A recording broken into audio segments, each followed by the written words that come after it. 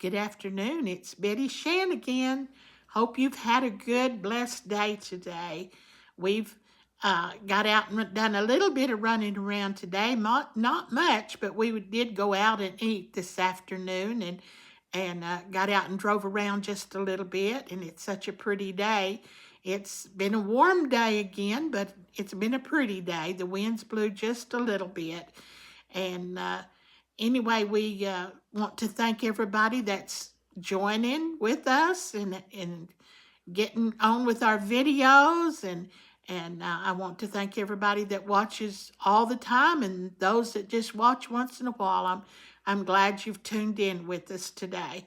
And before I forget it, I want to wish one of my granddaughters her 40th birthday. She will be 40 years old today. So have a happy birthday. I hope you've had a happy birthday, Amber. And may the Lord richly bless you in your life.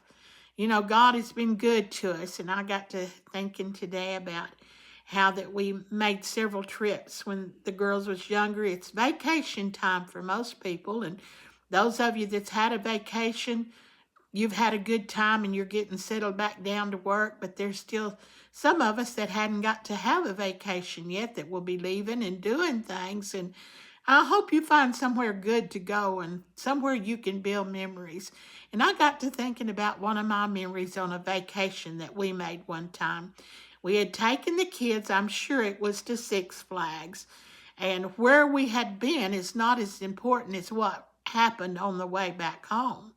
And we stopped in a town and we eat our lunch. And we didn't get no hurry to leave. We would just, eat. And then we got in the vehicle and started back toward Carlsbad and was going through Texas. And we come across a cow lot. And I had Laverne and I had Cindy with me. And they was sitting in the back seat of a little Opel at the time. And as we was driving through there, they got to talking about the odor that they smelt from the cattle lots and stuff that was there. And they got to acting silly. One of them would act like this throwing up, and then the other one would act like she was throwing up. And they just kept on and on at that till finally they started throwing up. And I want to let you know, one of them stood over the back seat, hanging over my seat. That's back before the seatbelt was really required. And they stood up and she threw up down my blouse. And I tell you, we had that stuff all over everything. They had taken their shoes off, and we had to take shoes out of the car, and it's plumb full of throw up. They had just eat their lunch, and I mean, they regurgitated every bite that they had eaten and more. And I remember we pulled up to a cattle tank, and my husband figured out a way to get water out of that cattle tank in order to wash things off. And we got a big old bag of stuff and threw it away. We didn't even try to bring it home because they had got it in our quilts. They had got it in everything. That was the biggest mess. We had to take the car when we got home and get it cleaned out on the inside and have it sprayed and everything because it was awful.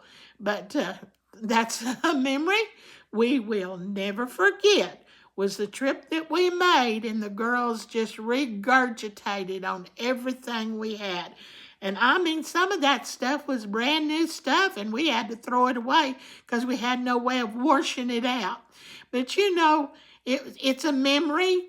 Sometimes some of these memories ain't so good, but some of them, they're funny. As the years go by, they get funnier because of the way it happened and the way they started. They just started making fun of each other, throwing up, and they just kept on and kept on till they started throwing up, and we had a car full of that stuff. But we got it where we could come on home, and I got to thinking also about a deal my parents used to talk about a lot, or when my parents, different ones in the older generation. And I remember my grandma and my mama talking about a man that he said he had made up his mind. And now I don't know if this is true, if this really happened or not, but it was a cute little deal, and so I want to tell it to you. But anyway, they said that he this woman had made up her mind that she wasn't going to say nothing bad about nobody no more. She was going to find something good about whoever it was. She's going to find something good about them. So they run into this man that he had a drinking problem. He had a cursing problem. He mistreated his children. He mistreated his wife. And of course, they talked about, how that this lady said she's just going to have to find something good about him. And finally, she come up with the idea, well, he whistles good. He's got a good whistle. And that's the way it is sometimes in life. We have to hunt sometime to find the good in people, but we need to look for the good in people. And she was so right. There's something good about everybody. If nothing else, they can make a good whistler or a good whittler, whatever. But I think we need to look for the good in people and not look for the bad in people all the time. And I don't care what person it is, if they're out on the street, there's still something good. They are some mama's son or some daddy's son. And we need to remember that we owe them a certain amount of respect because they are people just like we are. So keep that chin up, smile, have a good day, and find something good to say about your neighbors. Love you.